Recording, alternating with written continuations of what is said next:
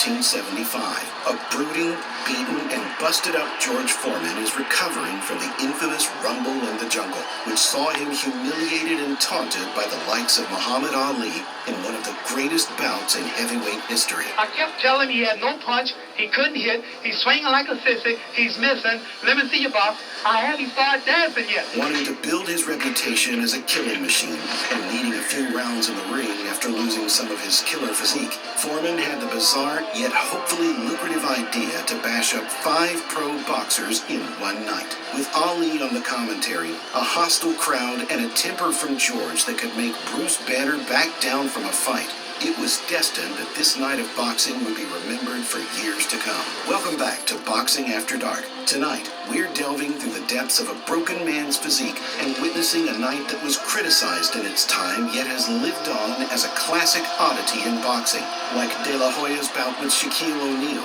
or Tommy Morrison's war with a random fighter from the crowd after his opponent refused to fight. Hello everybody from Greenland, I love you mom and dad and everybody here. But a statement that showed just how terrifying Foreman could be when motivated to prove himself. Let's get into it. So why is George looking so full of vitriol in a time like this? The man was just recently the most feared human in all of sports, with a devastating KO ratio that outmatched even the great artist Sonny Liston before him. Not only could I hurt you for those few rounds, 2 or 3 rounds in my previous career, I could really do damage to your body physically, your brain. Well, just like every other great heavyweight of his time, Foreman had to deal with Ali. No matter who you are, an athlete, a religious person, or even a therapist, there is no escaping the torment of Muhammad if he set his sights on you. You, George Foreman, all of you chumps are gonna bow when I whoop him. All of you, I know you got him. I know you got him, Dick.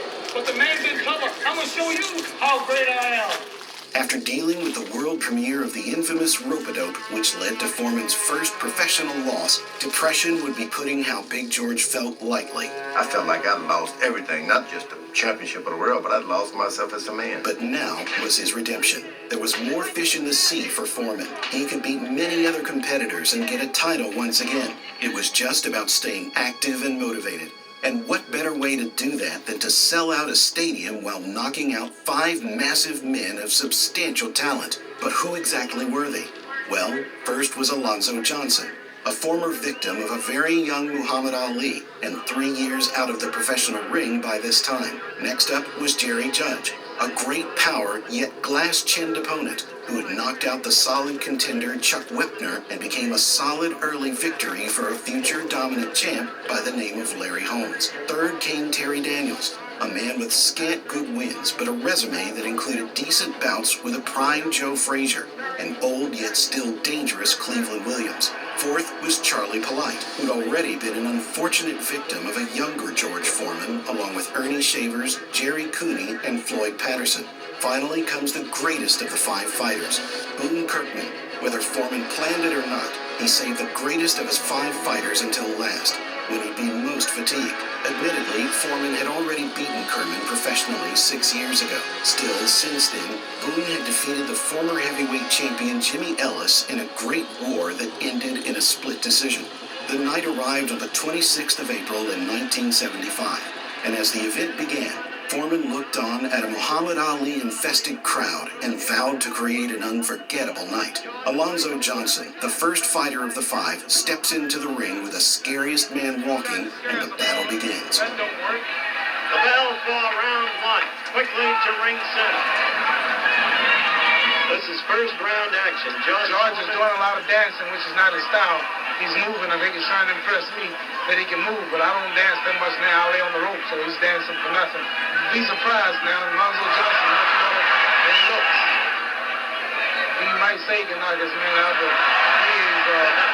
he's frowning and joking, but it's not as easy. When the man is weighing 230-something pounds, he's not in the top condition. So you got to make a show out of it. You can't really go out there and do your best. So he's doing things now when you're doing a real fight. Come up! George Foreman at the end of the first round. Come up! That's it! Come up! Muhammad Ali. Get on the ropes! Come up! You get tired! Come up! There he went down with the left. In spite of all the advices, he fights 30. Lay on the ropes! He's down again. Harry Davis allows the fight to continue. Come up! On the rope! Come up! There he goes, down again. After a slow recovery, Johnson found himself back on the canvas soon after, and the first of 5 had officially been taken down. The opponent you're looking at now is Jerry Judge. Foreman has indicated he'll knock Judge out in the first round. Judge is 26. First round action, second of Foreman against 5. Jerry Judge, the opponent, in the blue trunks. Foreman in the red. I know he's moving. He's got reach. He's getting in and out. Foreman haven't done nothing yet. That was when Dallas crushed by. Oh, good left gotten in by Jerry Daniels. Jerry Judge. Forgive me. Jerry Judge in the blue trunks. Now Foreman's getting to the kid. There it went. From that right, Jerry Judge went down. He saw the way the kid came back with the left. Now George is talking to Ali. This is a tough, gutsy kid, as I said. The bell for round 1.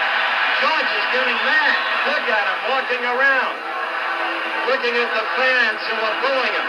And by the time he meets the 5th man, who is the best, we can see that this is going to be really rough. Now, if George is under the same man, he'll be tiring the man out. He's having a difficult time, Howard, and I want you to tell the people the truth.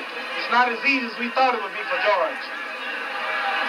He has absolutely nothing to gain and everything to lose. Plus, Howard, I'm watching him. I'm spying on him. Now, he got into Judge there and hurt him. Referee Harry Davis has stopped the fight. Second round and ended. What is happening there? Foreman is not himself. He's going after the kid again, needlessly, for no reason. He's beaten. This is an absurd scene. Soon after the bout is called off, anger erupts from the 2 men in the middle, and George and Jerry Judge begin trading blows. After the heat cools and George Foreman throws a can at Muhammad Ali's head, the 3rd fight of the night is lined up. And the 2 wrestled to the canvas. It was a scene that was hard to believe. Terry Daniels landing with a quick left. Terry Daniels in the white trunks as this fight starts. Hard to believe, isn't it? That was a good right by Foreman. Somehow get a grip on himself. A powerhouse right to Daniels. The 3rd opponent for George Foreman. Alonzo Johnson out in 2. Jerry Judge out in 2. Dempsey, there it was in the first round. Down from a quick left. And back to the action as Daniels gets up after the 8 count. Foreman again with 2 good lefts. Another good left. Good right. He's getting ready to put Terry away. He'll get all he wants when he meets me. He'll get all he wants. He can whoop these 5 men, but he won't whoop no 1 man. For those of you who have been with us from the beginning, an utterly weird afternoon. I've called it a carnival, a charade, whatever you want to say about it. Some weird behavior, too, by George Foreman, agitated by Muhammad Ali, who's next to me at ringside. As I said, a bizarre occasion, but not without precedent. A defenseless young girl was brutally raped and killed by an illegal alien and known member of... Terry Daniels is hurt. The superior weight and strength just pushed him back against the ropes there.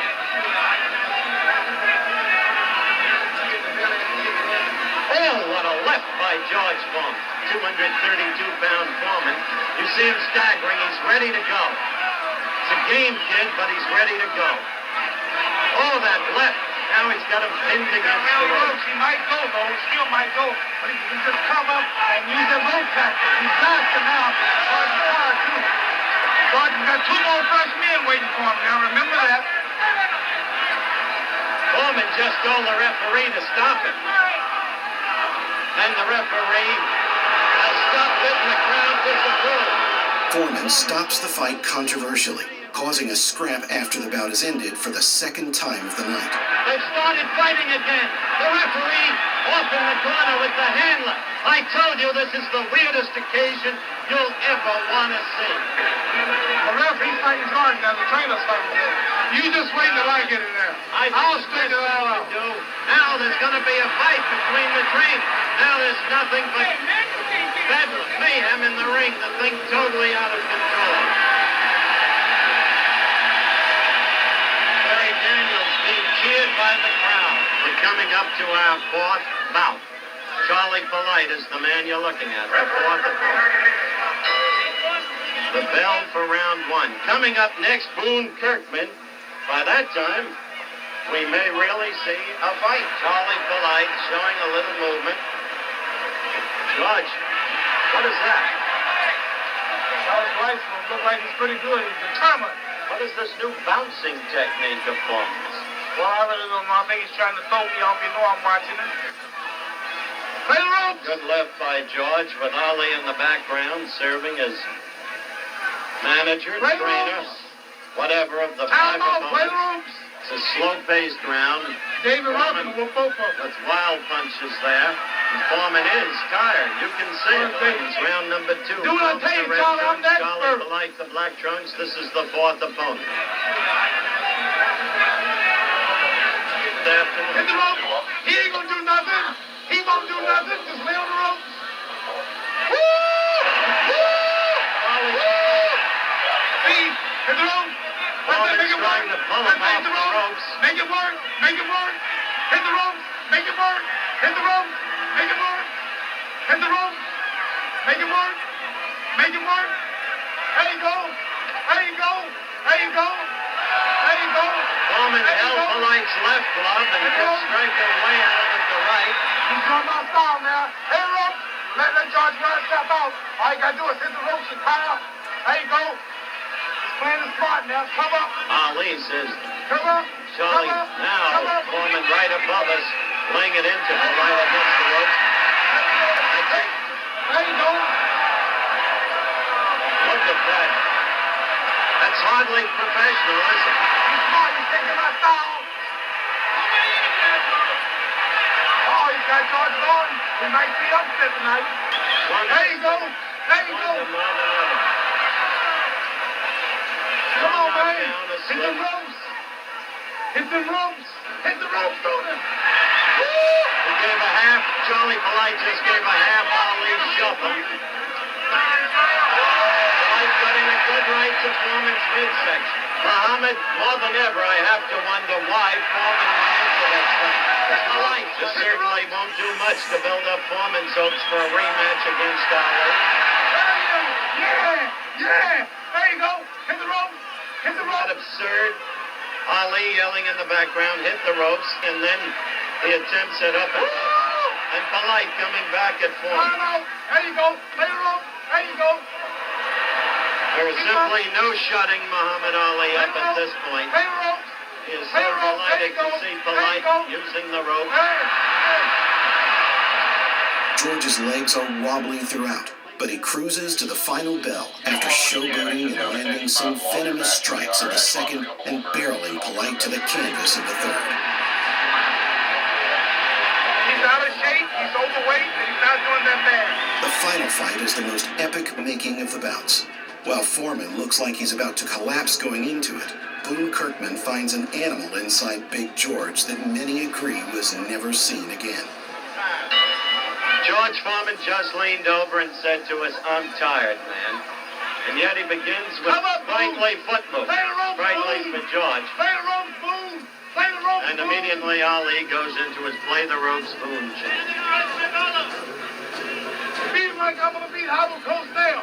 Obviously troubled young man who has lost his confidence in the wake of his loss to Ali last October in Zaire. A charade. Ain't no Oh, a good right by Foreman then, though. Tell everybody there in Orlando front, I'm going to give them that jet right now. I'll be there. Well, you heard the champion. He's got his own exhibition in Orlando. Boone Kirkman went through the ropes. He's in desperate trouble. The left floored him. Boone Kirkman, who is a promotion of the late Jack Hurley. A personal promotion. Jack Hurley could sell anybody anything.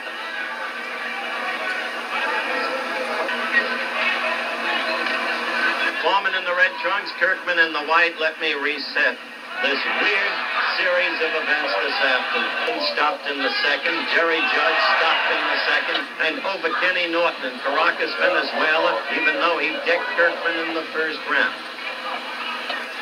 In George Foreman's boxing career. Good left by Boone Kirkman that hurt George Foreman. That he was before he fought Muhammad Ali. That seems a fair presumption under the circumstances. So now into the 12th round with Boone Kirkman. A weary George Foreman. To salvage something. Oh, a good right lead by Kirkman. To salvage something out of the day, Foreman would like to put this man away. You can understand this. Foreman were in his 30s, but he's still a kid. Now he's desperate. He's pouring leather. He's got Kirkman staggering all over the place and holding on. And Kirkman again got a good right lead on George. As the fight winds down to its end, you will hardly memorialize the events here at Maple Leaf Gardens today. After making it to the final bell, Foreman succeeded in surviving a night against 5 professional boxers and landing knockdowns in each while knocking out 3. Can't fight and lay on no rope. What's wrong with these men? The only reason the guy went 3 rounds, he laid on the rope. I'm gonna fight, I'm gonna beat every heavyweight in the world, then I'm gonna retire, go home and kiss my little daughter, and get away from boxing. Foreman and Ali's rivalry over the years was magnificent, from trolling to friendship to brotherhood. This night showcased the worst and best of both men. The anger from George and the persistent insults from Ali, as well as Foreman's courage and will and Ali's lovable nature. Muhammad tricked me out of my title. He laid on the rope, and I, like a dope, kept throwing punches. When I got out of there, he knocked me out. In front of the whole world, I don't know if he did that. Muhammad, why did you do that to me? Both men grew over time, and while Foreman has become one of the most likable boxers of all time, Ali left the earth as one of the greatest humans. While boxing is a sport often seen as brutal or dogmatic, this story shows the love and humanity it can bring to the humans who frequently need it more than anyone else.